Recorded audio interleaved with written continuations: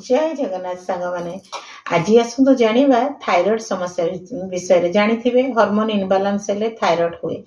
Thyroid जोगुरु बहुत गुडे समस्या उपजी थाए। साधारणतः लेडीज मानकर गाइनिंग प्रॉब्लम मध्ये बाहरी थाए। थायराइड जो किए मोटा हो जाती किए पतला हो जाती। अधिक थायराइड जो हार्मोन रिलीज हेले खराब, कम हार्मोन रिलीज हेले मध्ये खराब। आसतु घरोई उपचार माध्यम ताकू आमे केमते सुस्थ रखि परिबा थायराइड ग्लैंड को जानिबा। इजिली जानिथिबे सीजनल फूड, सीजनल लीफ सब शरीर पर उपजाई।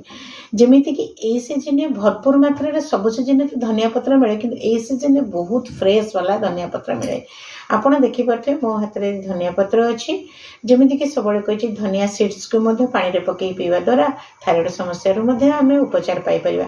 किंतु ए धनिया पत्र को जदि आमे फ्रेश आनी ताको सफा करी ग्राइंडिंग करी छाणी एई बड़ी भाव जूस जदि बनै कि पीवा ताहले देखिबो आपणकर hormone thyroid hormone T balance होची।